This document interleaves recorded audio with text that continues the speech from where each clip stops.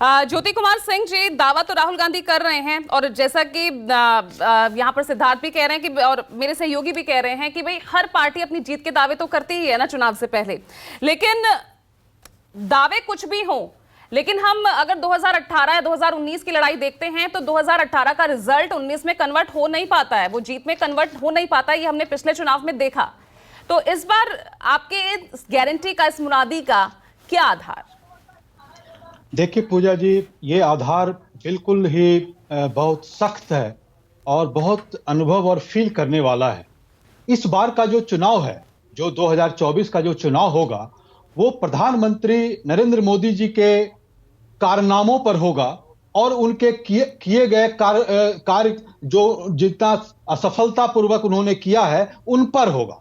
और ये जब अब जो समय आता रहा, धीरे धीरे आ रहा है, वो अब विश्लेषण का समय आ गया है कि प्रधानमंत्री 9 साल 10 साल तक जो बात करते रहे, क्या उस पर उतरे हैं या नहीं, खरे उतरे हैं या नहीं। अगर लाल किला से जितनी बातें उन्होंने की, क्या वो प्रचार था या वो जितने वादे थे वो सब फेल वादे थे, असफल बातें थी, तो उस पर होगी। अब मैं क्रमबद्ध बात बताना चाहता हूं पूजा जी आपको। देखिए, ये जो चुनाव है, ये चुनाव नरेंद्र मोदी जो एक व्यक्तिवाद का जो एक परिचायक बने हुए हैं, जो इसको एक नैरेटिव एक दिखाना चाहते हैं, और बार बार जो ये परिवारवाद जो विपक्षी नेताओं पर करते आए हैं, वो परिवारवाद के भारतीय जनता पार्टी 12 स्टेट्स में शिकार है। और बिना परिवारवाद के 12 स्टेट में तो इनकी पार्टी कहीं दिख ही नहीं सकती है। नंबर 1। नंबर 2, व्यक्तिवाद, जहां नरेंद्र मोदी के अलावा कोई दूसरा नेता कुछ बोल नहीं सकता, कोई सोच नहीं सकता, कोई चल नहीं सकता। अब आ जाइए, बातों मुद्दे पर आ जाते हैं। भारतीय जनता पार्टी किसानों का काम करने के लिए दम भरती है, युवाओं पर दम भरती है, महिलाओं पर दम भरती है। तो मैं बताता हूं, बढ़ती लागत, घटते दाम, मजबूर किसान बना मजदूर। कैसे ऐसा हुए? ये मेरा कोई आंकड़ा नहीं है, ये एनएसओ का एक सिचुएशन सर्वे एनालिसिस है के अनुसार पिछले 10 वर्षों में किसानों की कुल आमदनी में खेती में 48% से घटकर 37% हो गया। ये मेरा कुछ भी नहीं है, ये जिस एसोसिएशन का नाम लिया मैं उसका है। Despite the economic recovery after Covid also, despite the economic recovery के बाद भी आप बेरोजगारी जो रेट है इतना ज्यादा बढ़ गया। चौथे लगातार 8.11% रहा, जो 7.8% मार्च 2023 से बढ़ के अभी तक हो गया। मैन्युफैक्चरिंग यूनिट में जहां पर अनऑर्गेनाइज बहुत लोग काम करते हैं, वहां पर भी देखिए आप, 2016-17 में 51.3 मिलियन था, अब वो 35.6 मिलियन। नहीं, वो सब बातें ठीक है ज्योति जी, वो सब बात ठीक है, लेकिन मेरा एक सवाल ये है कि क्यों विधानसभा चुनाव के जो नतीजों में जो आपकी जो विनिंग स्ट्रेटेजी है, जो आपकी जीत है, वो लोकसभा चुनाव में क्यों नहीं कन्वर्ट हो पाती? मेरा सीधा सवाल ये है।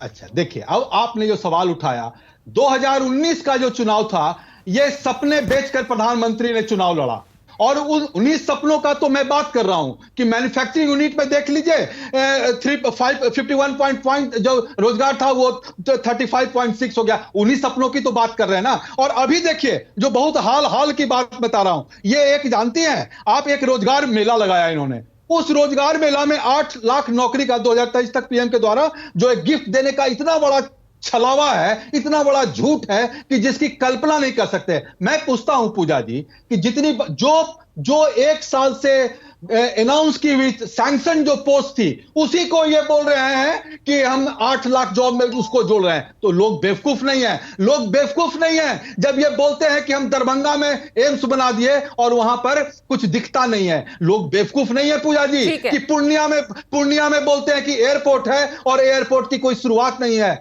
आप दूसरी बात मैं बताता हूं, अब इनके जाति सम्मेलन देखिए, मध्य प्रदेश में हम क्यों जीतेंगे? मध्य प्रदेश में इसलिए जीतेंगे क्योंकि वहां की जनता देखी थी कि जब भारतीय कांग्रेस पार्टी जब सरकार में बहुमत में आई, उसको किस तरह छलावे से लिया, और वहां दलितों पर, ट्राइबल्स पर, उसके जवाब दीजिए। सिद्धार्थ, पूजा जी एक लाइन बोल लीजिए, बहुत ज्योति जी, मुझे सब मेहमानों को वक्त देना है। एक लाइन बहुत इंपॉर्टेंट लाइन है। देखिए उस ट्राइबल पर, उस दलित पर एक भारतीय जनता पार्टी का आदमी उसके मुंह पर पेशाब कर देता है और ये दलित और ट्राइबल की इज्जत की बात करते हैं। राष्ट्रपति को इनॉग्रेट नहीं करने देते हैं, उस दलित की बात करते हैं। तो इनके तो चिट्ठे अब जो जितने 2024 का इलेक्शन होगा इनके रिपोर्ट कार्ड पर होगा, क्या बोले थे और क्या किए, जिसका मैंने आपको 2-3 उदाहरण दिया। चलिए ठीक है ज्योति जी, जी सिद्धार्थ जवाब जी बिल्कुल बिल्कुल, ये चुनाव हमारे रिपोर्ट कार्ड पर होगा, हमने क्या बोला था और क्या किया उस पर होगा। लाल किले से बोलने की बात कर रहे थे ज्योति जी अभी, हमने क्या बोला था लाल किले से? 2014 में हमने जनधन की बात बोली थी, आज देश में 48 करोड़ जनधन के अकाउंट है। हमने मेक इन इंडिया की बात करी थी, जो चंद्रयान लैंड हुआ ना वो मेक इन इंडिया बनाया हुआ है। हमने 2015 में 18,500 गांव में बिजली पहुंचाने की बात करी थी, आज देश में 2.5 करोड़ ऐसे परिवार है जिनको आजादी के बाद पहली बार बिजली मिली है।